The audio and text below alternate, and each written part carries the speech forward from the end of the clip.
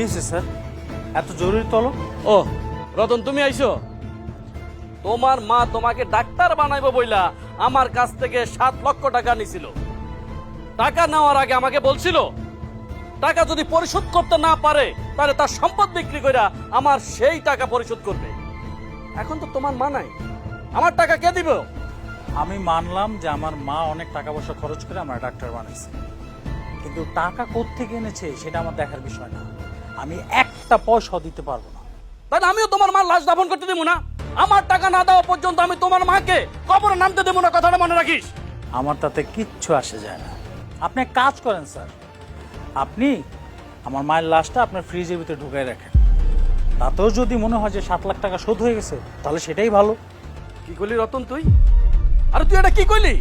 আরে তোর মা তোরা ডাক্তার বানাবে বইলা তোর পিছনে লক্ষ লক্ষ টাকা খরচ করছিল, আজকে টাকার জন্য সে মায়ের লাশটা পর্যন্ত তুই নিবি না? দেখেন, আমি যে হাসপাতালে চাকরি করি সেই হাসপাতালে এরকম ঘটনা অহরহ ঘটতেছে। অনেকে হাসপাতালে বিল না দিতে পেরে মায়ের লাশটা রেখে চলে যায়। তারপর আমরা কি করি? বেয়ারস হিসাবে সেই লাশটা দাফন করে দিই। আমি আমার মায়ের ঋণের টাকা 1 টাকাও পরিশোধ করতে পারবো না। আপনি আমার মায়ের লাশ নিয়ে চলে যান।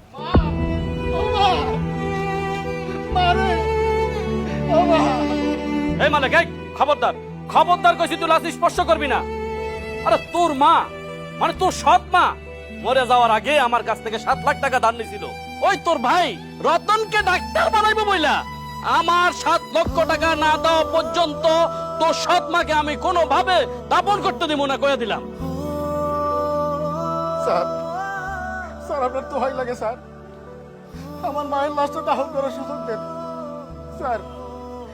আমার তো অত টাকা পয়সা নাই, কিন্তু আমার মায় আমার ভাগে যে জমিটুক দিয়েছে ওইটুক পয়সা আপনার টাকা আমি দিয়ে দেব। আমার মায়ের লাশটা দাফন করার অনুমতি দেন। আমার মা আমার সাথে শেষবার একটু কথা বলতে পারে নাই।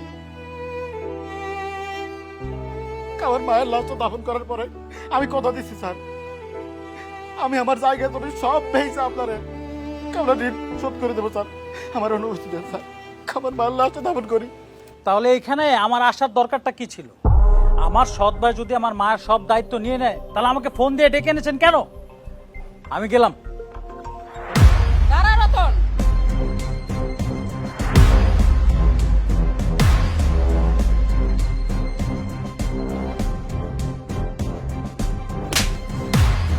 এই জন্য আমি লাখ লাখ টাকা খরচ করে তোর আমি ডাক্তার বানাইছিলাম।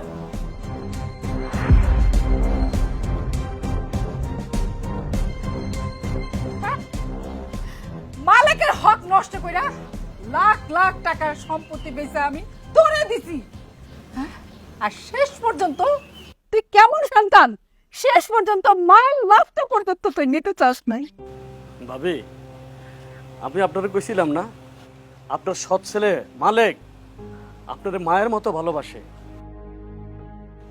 আপনার সৎ ছেলে মালিক কখনো আপনাকে সৎমা ভাবে নাই, সব সময় তার আপন মা ভাবছে আপনাকে। তার মানে তুমি মরণে মরণের নাটক করছো? আমি নাটক করছি, আমি মরার নাটক করছি। এই মাস্টার সাহেবের কথা মতো আমি মরার নাটক করছি। আমার 2 সন্তান, একটা হইলো আমার সতীনের ঘরের সন্তান যে আমার সৎ ছেলে, আরেকটা আমার নিজের সন্তান যারে আমি 10 মাস 10 দিন পেটে নিছিলাম।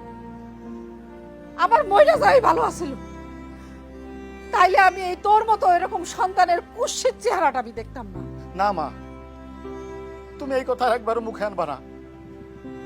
তোমার মরার কথা শুনে আমি পাগলের মতো ছুটে আইছি, আর এখন দেখি তুমি বাইসে আছো মা।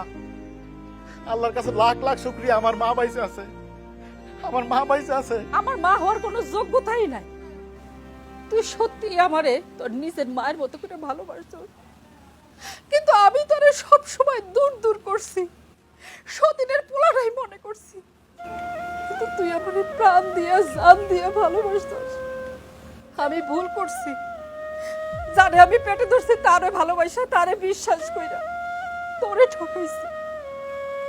আসলে ও আমার ছেলে না, তুই আমার ছেলে, এই মায়ের ছেলে।